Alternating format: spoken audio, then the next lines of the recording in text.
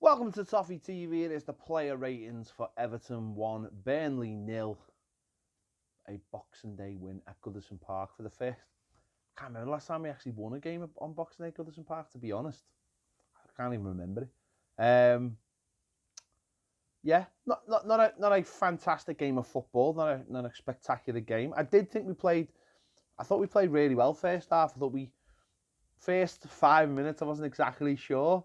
A lot of passing from the goalie round the back, and I thought, and I haven't seen much of that recently. Certainly under Duncan Ferguson, that was one of the things he very much eliminated. He wanted to get the ball up the field a little bit quicker, but obviously Carlo Ancelotti wanted to start things as he means to go on. So a lot of possession around the box. Sometimes it looked a little bit uncomfortable, but then sometimes it got us up the pitch. It drew Burnley in and it got us up the pitch so we could break their press. And yeah, first half I thought we were really good. Made a couple of things happen. Should have scored probably a couple of times. We didn't do. They came out second half and they got a little bit more control of the game. And I was a little bit worried that the game was going away from us or was heading for another 0-0. But you know, Siddiby puts a fantastic ball into the box and Dominic Calvert-Lewin provides a fantastic header. And you know, we never really looked like losing the game. They never really did anything apart from a couple of set pieces. We had, you know, 70% of the possession, shots on target, corners, everything. I think was just a lot more. So I think the manager made a couple of alterations, which we'll talk about in the player ratings. And you know, we'll hopefully going forward now we'll play with a lot more care and a lot more confidence that we can win games of football. But having a manager like behind us and a couple of, you know, if we can add a couple of players to the squad, things might look things might look a little bit different than they have been recently. So yeah, Jordan Pickford, I've given him a 6. Didn't really have anything to do. I still think there's times his kicking at times just winds me up. How he gets it wrong. I still think he's not coming off his line quick enough to deal with things. Which would help his defenders out. I really do think that.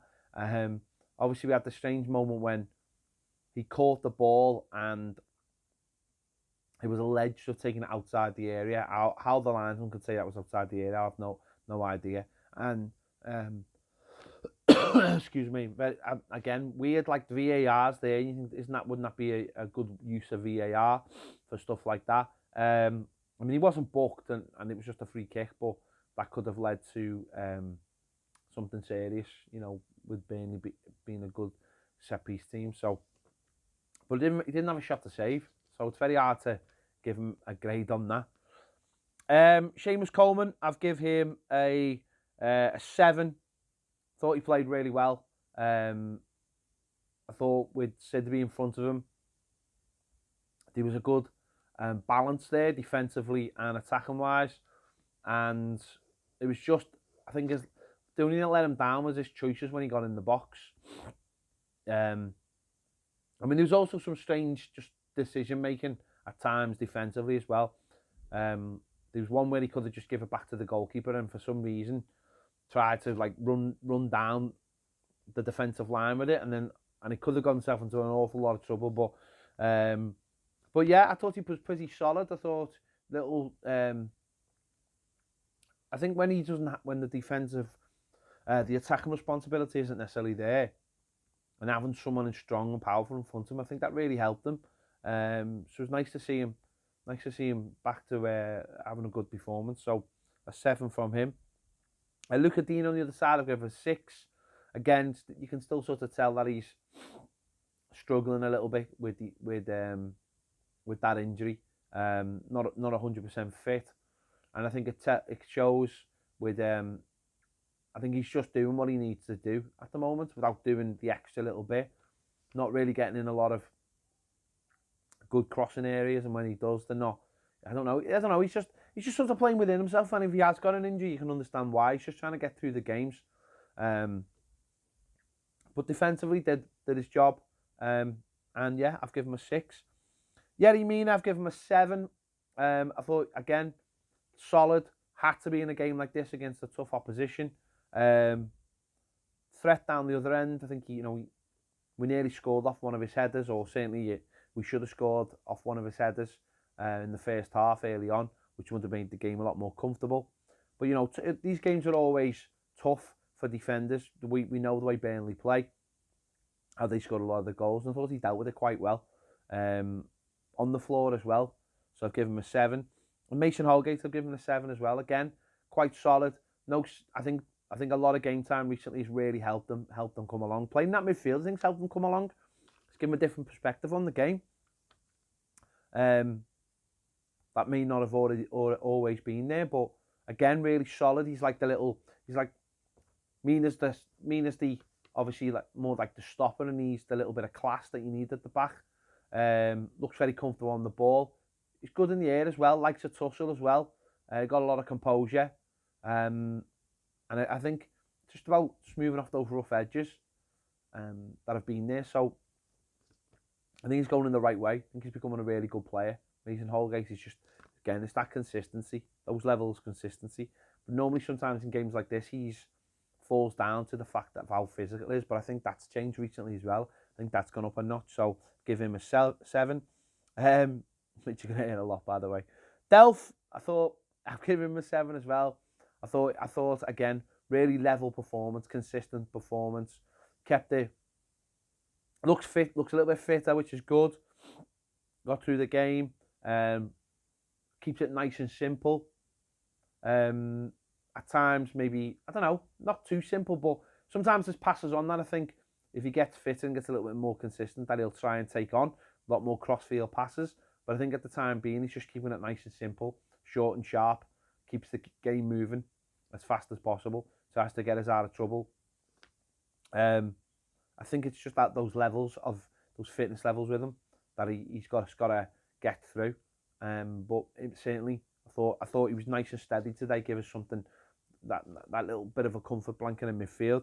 Alongside Gylfi Sigurdsson, I'll give him a 7 as well. I thought he was really good first half. I think he just tailed off second half.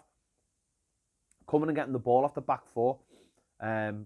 Maybe something the manager has seen that possibly he could play that role. It's like a very Italian way of looking things. Putting that number 10 in front of the back four rather than behind the striker once they've slowed down a little bit. And because if you're a good player and you've got good control and you're good on the ball and your passing ranges are good, you can do a lot of damage from that area. So that's maybe where he sees him, playing in front of the back four or back three, whatever, in a pretty fluid system. So I thought he did all right. As I say, I think he went missing a little bit in the second half, but first half I thought he played well. Sidibe, I've given him an 8. He's actually my man of the match. I thought going forward, brilliant again, defensively good again, provided the cross for the goal. Never stops. Great engine on him. I mean, for me, I think this is a player we should be looking to tie up as soon as possible to bring in on permanent, because I think he's got that ability in him to play either right back or right side of midfield. Strength, power, great crosser, decent passer. Just always on the front foot, wanting to attack. I think the Premier League suits him massively, personally. I think it suits him. So he's someone I would definitely be looking to make in a permanent. And yeah, I just think, I think he could continue that role on the right-hand side as well, in front of Seamus Coleman. Just gives us that double bubble, whatever you want to call it. Coleman can go past him and he can drop in. I think there's a lot of awareness there, and I think he deserved man of the match today. Bernard, I've given a 7.5. Again, first half performance I thought was excellent. Tailed off a little bit in the second half, and obviously got subbed. Played a lot more central today. You could tell that the manager wants a playmaker, and he sees Bernard maybe as that playmaker. But it wasn't. It was sort of drifting in from the side and coming into the centre. The centre of the park was very fluid at times. So again, go back to that first half, and I thought Bernard really benefited from it. There was one in the first half, lovely little run, and he got Sidibe, who had his shot blocked, and it was one of the 2 times. I think we really should have scored from it, and it was at that point I was worried that we wouldn't score. But I think that flexibility really suited him, and he looked a little bit stronger as well today. He looked a little bit fitter. you know, coming off the back of that injury, and maybe not got fully back into it, but there's a little bit more there today. So it'll be really interesting to see how that progresses and how Carlo Ancelotti uses him going forward. And if he thinks he needs that number 10, it looks like he prefers someone like that rather than someone like Sigurdsson. Someone who has got those legs to break forward and skip forward and play in little holes and the gaps in between the lines. So played well Bernard today. I've given him a 7.5. Richarlison, I've given him a 7. I thought he was... I thought it was more of a workman performance. I was a little bit disappointed the amount of times he tried to take on their defenders and was stopped at the first tackle. I thought there was too many times where he should have just knocked the ball ahead and run onto it, but he's trying to take them on far too much at close quarter, and I think he gets frustrated by that and goes back and tries again. So I thought it was more of a workman performance. I thought he worked hard, worked really hard without maybe carving out too many chances. But that's Richarlison for you. That's what he does. He's a very sort of untypical Brazilian kind of player. What people would imagine. If he's not playing well in the game, he will put a shift in for you. And we've seen no issue from the fact that the manager he loved or whatever has gone, and under Duncan Ferguson now in Carlo Ancelotti's first game, he's worked really, really hard, and he got subbed, but that's because of how much he probably worked, and us just need something different. And again, he played, as that split striker again almost, and playing in between the lines and finding space. And he found it to pick up the ball. It's just that when he picked up the ball, he just didn't execute it well enough. So I've given him a 7. Dominic Calvert-Lewin, I've given a 7.5. Maybe unlucky not to have a higher score, but I just wanted Sidibe to make sure he was the my man of the match. Again, for most of the game, it was all down to hard work. Had a couple of half chances, had a decent header, probably should have done better with in the first half, which he again mistimed the jump, which we saw against Arsenal as well. So running channels, trying to make it hard for their players, intelligent hold up play, intelligent flick-ons, but his goal was magnificent. The fantastic cross, and he just threw himself at it. Very classic Everton number 9 style header, reminiscent of a Graham Sharp, a Duncan Ferguson, and Andy Gray, Bob Latchford. Well, any of them, all of them, any striker that we've ever loved who's played number 9, that was a goal they would love. And it nestled lovely at the post and rolled into the other one. Just, it looked something special about when you hit the bar or the post. It just gives the goal something a little bit more. But since Duncan Ferguson has had more control over this team, Dominic Calvert-Lewin's become twice the player. He really has. The aggression, the work rate, the hunger, it's all there, and the goals. He's got the goals as well, or the assists.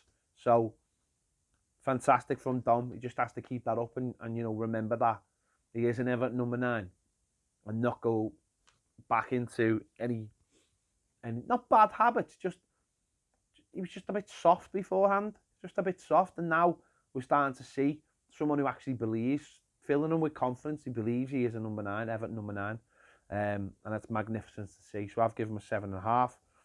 The substitutes, Tom Davies a 6. Come on, intelligent winner of fouls is Tom Davies. Give us that. I probably should have given him another point for his magnificent blue suit that he wore on Christmas Day, but I've given him a 6. And Moise Kean I've given a 6 as well. The manager's going to fill him with a lot of confidence now. And I actually didn't know straight away he'd scored. Now I was just thinking, it would have been lovely if that had been Moise Kean. Even if it did the post and rolled back and he got a tap in, it would have been lovely for him. But I think he'll get more time now on the pitch. He'll come off the bench and the manager will be saying to him, that's what you need to do. Give me a bit more. Manager will probably be sitting down speaking to him a lot more as well. So I've given him a 6. And Theo Walcott probably wasn't on. Well, he wasn't on long enough to get a score, so I just haven't given him one. So there you go. These might be my player ratings. Let me know whether you agree or disagree. I didn't think anyone had a stinker of any sort today. So and we're pretty much the level we need it to be. What today proved is if you stay organised, and I know Carlo Ancelotti's mentored defence after the game, if you're organised and you're not giving away silly goals or silly set pieces, even though we nearly give one away early on, I think we had one clear off the line header, you can grind out these results. And we said it recently, is that if you start drawing the games that you would have lost, and then start winning the games that you would have drawn, you can find yourself up the table very, very quickly, because it's not a Premier League full of really, really good teams. There's a lot of organised, and Burnley have proved that today. They've won, I think, the last 2 games, and nearly come away with a point today because they're really, really organised without being anything else. I mean, they're horrific to watch, horrific. They just bang it long and rely on set pieces. You know, winning a foul for them is like nearly sometimes getting a penalty, and their fans are mess. I mean, again, I said against Leicester, their fans are mess, as we're Arsenal fans. Anyone who comes to Goodison and sings about feed the Scousers or in your Liverpool slums and all that, absolute knobheads. That's all I'm going to say. Your town is just a hole, and you're giving us grief. You're absolute mess. Have a look at your own before you have a look at anywhere else. You'd absolutely die to live in a city like ours, you tramps. There you have it. This has been the player ratings. Let me know if you agree or disagree. Make sure to check out my Gladys Street reaction and Baz's videos. Don't forget, if you haven't already subscribed, please do. It's Christmas. Subscribe. Give this video a like. Give us a click the bell for notifications. You know exactly when the videos come out. If you want more videos, honestly, I promise you, it's worth it. Join us over on Patreon. Thanks for watching. I'll see you later.